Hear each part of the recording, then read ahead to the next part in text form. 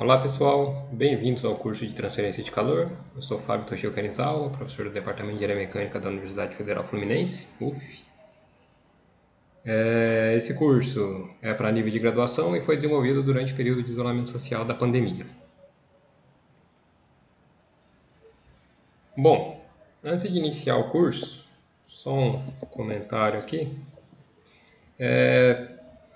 Dependendo da classificação, os modos de aprendizagem podem ser classificados como sendo visual, no qual a pessoa que está aprendendo algo novo só de ver consegue pegar o conceito, né? Então consegue aprender o conceito. Então a pessoa lê o livro, já consegue dominar bem o assunto, lê um livro de cálculo, já consegue aprender.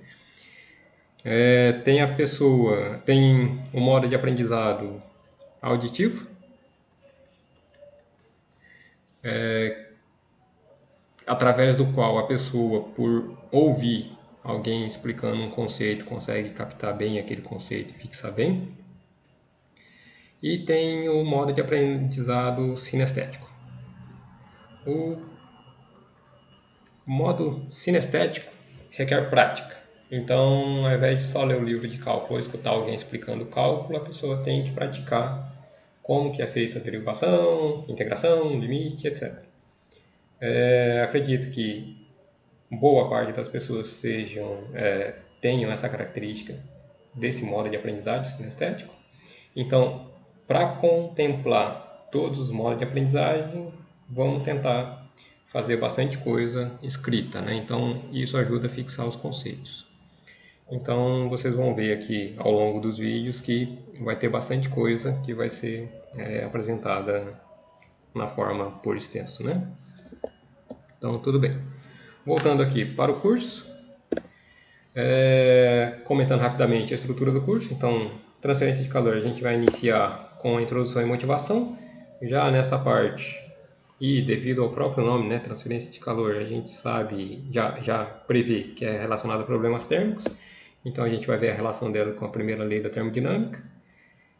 Nessa aula ainda, a gente vai ver os três modos de transferência de calor: condução, convecção, radiação. Aí na aula que vem a gente já vai começar a ver os detalhamentos dos problemas de transferência de calor por condução, que vão iniciar com a lei de Fourier, depois a equação de difusão de calor. Aí com a solução de alguns problemas da equação da difusão de calor, a gente já vai ter o conceito de resistência térmica, e a gente vai ampliar ele para convecção e radiação, e a gente vai ver que é relacionado também com a primeira lei termodinâmica. Com a resistência térmica, a gente consegue fazer a estimativa do coeficiente global e a partir disso a gente consegue fazer a avaliação de trocadores de calor. Aí depois a gente retorna para a análise de aletas e a análise de condução em regime transiente. Então essa é a primeira parte do curso. A segunda parte do curso a gente começa a ver o detalhamento dos problemas de convecção de calor, iniciando com a solução clássica do escoamento sobre placa plana, em regime laminar. Depois a gente passa para escoamentos internos, convecção natural e algumas correlações. E por fim a gente entra em problemas de radiação térmica, iniciando com a lei de Stefan-Boltzmann, depois passando para propriedades de superfícies, falando de corpo negro, corpo cinza e também de aspectos geométricos, né, que são dados representados pelo fator de forma. Então aqui só colocando o programa do curso por extenso. Então, vamos lá. Bom, o porquê estudar transferência de calor, né? Então, antes de explicar o porquê estudar, vamos passar para a definição do que é calor e o que é a transferência de calor. Então, iniciando aqui,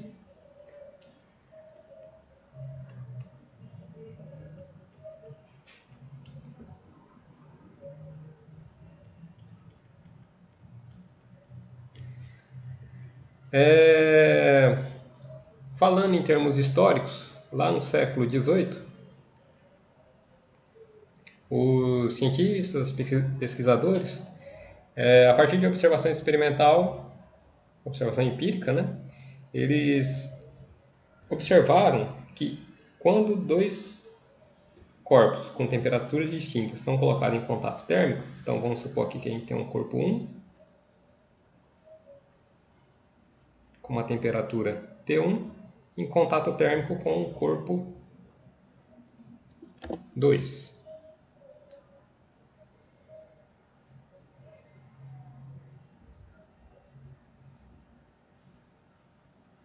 Com temperatura T2, tal que T1 maior que T2. Então, a partir de observação experimental, medições, os cientistas da época chegaram na conclusão de que tinha transferência de energia térmica do corpo mais quente para o corpo mais frio, né? A partir disso, eles fizeram a definição que essa transferência de energia aqui era relacionado com uma substância que eles denominaram como sendo calórico. Então tá. Calórico.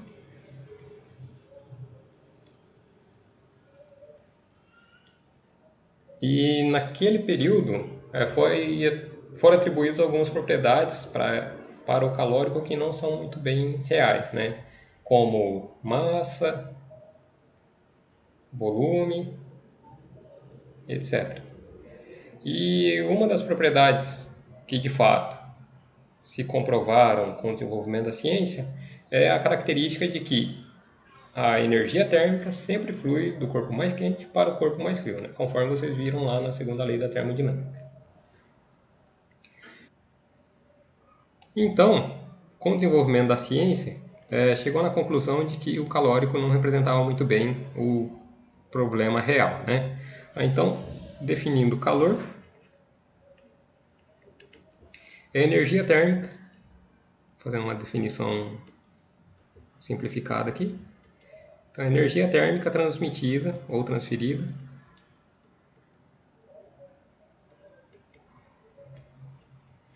de um corpo quente para um corpo frio, né? Então, o calor só se manifesta em processo de transferência. Então, não dá para a gente falar que o corpo 1 aqui tem um tanto de calor e o corpo 2 tem um tanto de calor, né? Que era a ideia do calórico. O calor, no final das contas, é só a transferência aqui. Se a gente pegar e separar esses dois blocos, né? Tirar o contato térmico entre eles, não vai ter transferência de energia térmica, né? Então, não vai ter uma transferência de calor. Então, quando a gente fala transferência de calor, pode até parecer um pouco redundante, né? Mas a transferência de calor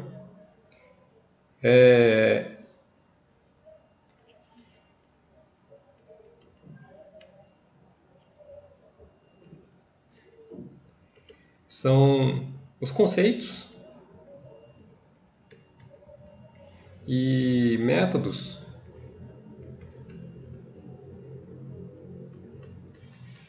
utilizados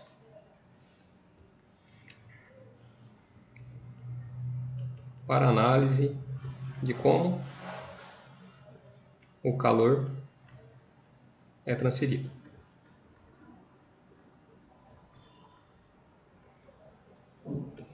Então, que é o foco dos estudos, das análises de como o calor é transferido, né? Então, por exemplo, se a gente, dependendo do tipo de material aqui, se a gente tiver uma folha de isopor entre os dois blocos, por exemplo, então a ideia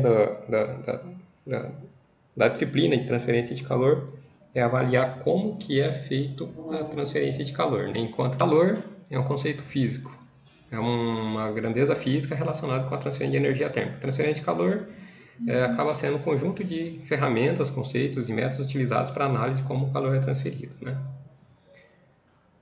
Tá.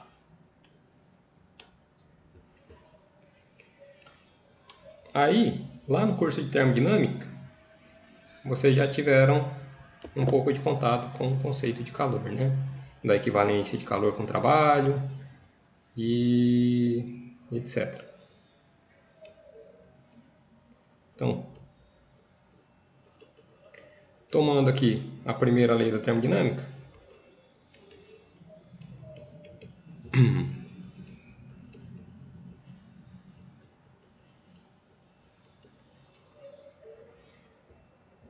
para sistema,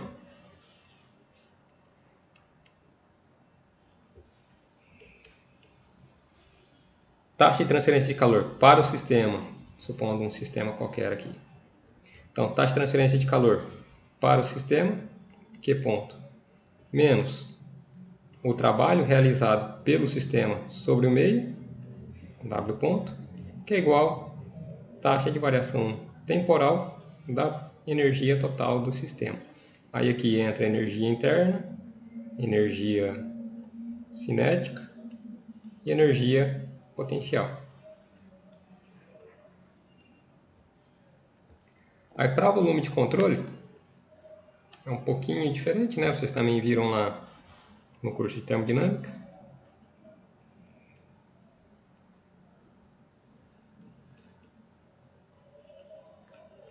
Então aí você tem uma região de espaço, onde você tem uma seção que tem entrada de massa e uma seção que tem saída de massa. Então, considerando que só tem uma entrada e uma saída, né? Então, a primeira lei da termodinâmica fica como sendo Q ponto transmitido para o volume de controle.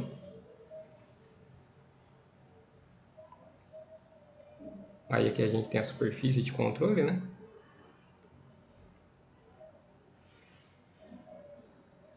E aqui é o volume de controle. Então, Q ponto para o volume de controle menos o trabalho realizado pelo volume de controle sobre o meio, que é igual a taxa de variação temporal da integral ao longo do volume de controle das parcelas de energia, né? Energia interna, energia cinética, energia potencial,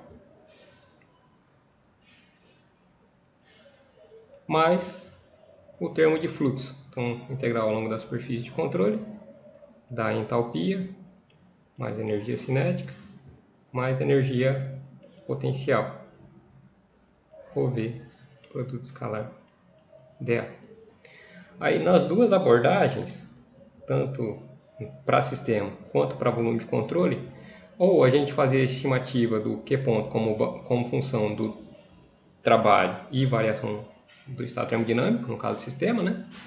Então a gente acabava tirando Q ponto como sendo função de W ponto e variação de propriedade do estado termodinâmico.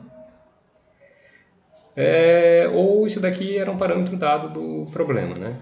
Mesma coisa para o volume de controle, né? Então, ou o Q ponto era dado, calculado com base no resto dos parâmetros, né? Trabalho e termos de fluxo e variação temporal, ou era um parâmetro dado do problema, né? Então, no curso de transferência de calor, a nossa ideia é ter ferramentas para fazer a estimativa do Q ponto a partir de configurações de sistema, né? Então, para um dado tipo de material, exposto a um dado tipo de ambiente, em tais condições, qual que seria esse Q ponto? Então, isso daí é bastante útil para engenheiro, né? Porque a priori você não sabe como que seria. Então, você pega e projeta um sistema. Você não sabe exatamente como seria a taxa de variação temporal do sistema, a não ser que isso daí seja uma característica imposta, né? Mas se você pega e projeta, pegando aqui no caso de volume de controle, você pega e projeta um trocador de calor. Você não sabe de cara como que vai ser a condição de saída, né? Então, a partir da geometria dele e das características construtivas, a gente consegue fazer uma estimativa desse Q ponto e saber as propriedades de saída. Então, isso é a ideia do curso de transferência de calor. Então, isso daí é uma das motivações do estudo de transferência de calor. Tá, aí retornando aqui para a apresentação. A transferência de calor ocorre sempre que há diferença de temperatura, desde que as regiões estejam em contato térmico, né? Então, vocês estão em contato térmico com o ar no entorno de vocês, então vocês estão transferindo calor para o ar. Vocês também estão em contato térmico com a cadeira que vocês estão sentados, então vocês estão transferindo calor para a cadeira. O Sol está em contato térmico com a Terra, então ele transfere calor para a Terra na forma de radiação e assim vai, né? Então, praticamente todos os processos industriais, naturais do dia a dia envolvem transferência de calor. Só não tem transferência de calor quando o sistema está em equilíbrio térmico, né? Então, se tiver na mesma temperatura, não tem transferência de calor líquida, né? Então, em termos de aplicação industrial, em problemas de geração, transmissão e uso de energia, igual vocês viram lá no curso de termodinâmica, em problemas de refrigeração também, né? Então, é problema de transferência de calor. E animais ou outros processos naturais em geral, né? Como acabei de exemplificar, vocês que estão aí assistindo estão transferindo calor para o ambiente, né? A não ser que o ambiente já esteja mais quente do que vocês, né? O ambiente tende a transferir calor para vocês, aí vocês tendem a suar, mas daí chegando mais para frente a gente volta a esse tipo de exemplo, né? E o aparelho eletrônico que vocês estão usando para assistir esse vídeo também, ele tem vários processos de transferência de calor interno, né? Se for um computador, ele tem um processador que gera calor, então entra energia elétrica, essa energia elétrica é utilizada para fazer os processos, e como um dos resíduos tem calor, esse calor é dissipado, né? Então tem trocador de calor para jogar esse calor para o ambiente, senão o computador superaquece, né? Aí se for um celular, mesma coisa, né? Só que é num modo mais compacto. Processos térmicos em geral envolvem elevado consumo de energia. Então, se a gente voltar aqui para o quadro e pegar só um exemplo, vamos fazer um exemplo aqui bem simples, só para a gente ter uma noção da ordem de grandeza de algum tipo de trabalho, né? Então vamos considerar uma pessoa de 60 quilos que precisa subir 2 lances de escada, que vai dar 2 andares. Então vamos chutar aqui cada andar como sendo 3 metros. Então o ΔH total, 2 vezes 3, 6 metros. Em um tempo de 15 segundos, que não é correndo, mas é num ritmo um pouquinho mais rápido, né? Aí vamos tentar calcular aqui qual seria a variação de energia potencial e a potência relacionada com esse problema aqui. Então, tá. Então, variação de energia potencial dessa pessoa será M vezes G vezes variação de cota, né? Então, só substituindo os valores aqui, 60 kg, 9,806 metros por segundo quadrado e ΔH 6 metros. Aí quilograma, metro por segundo quadrado dá Newton, com metro, Joule. Então a unidade aqui está correta, né? Então energia Joule, a gente obteve Joule, está correto. Aí só fazendo os cálculos aqui, a gente chega numa variação de energia potencial de 3.530,2 joules. E a potência relacionada aqui vai ser só a variação de energia potencial dividido pelo intervalo de tempo no qual esse trabalho foi realizado, né? Então, só fazendo a divisão por 15, a gente chega numa potência de 235,3 watts. Aí só para comparação, chuveiro elétrico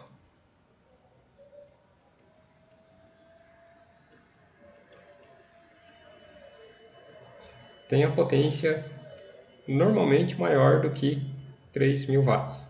3.000 watts são chuveiros mais fracos, né? Para a região mais quente, que não precisa aquecer tanto assim a água, né?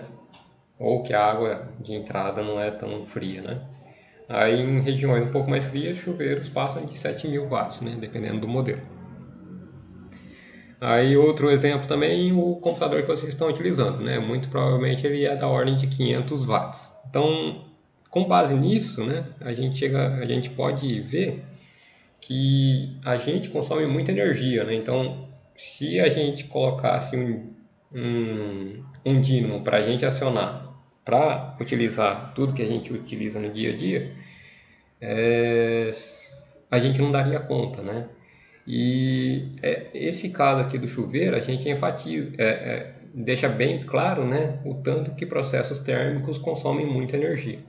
Então, conhecendo bem os problemas de transferência de calor, os processos, como se dá, a gente tem a possibilidade de melhorar a eficiência e com isso reduzir a demanda por energia, né? Reduzindo a demanda por recursos naturais e por aí vai. Então, tá. Aí focando em aplicações industriais, um dos equipamentos mais utilizados, né, na indústria é um trocador de calor, que, numa definição mais simplificada, ele é um equipamento que propicia a transferência de energia térmica de um fluido para outro, né? Nesse caso aqui é um trocador de calor casco e tubo. O trocador de calor casco e tubo ele é caracterizado por apresentar um casco, dentro do qual escoa um dos fluidos, aqui está representado pela seta vermelha, né?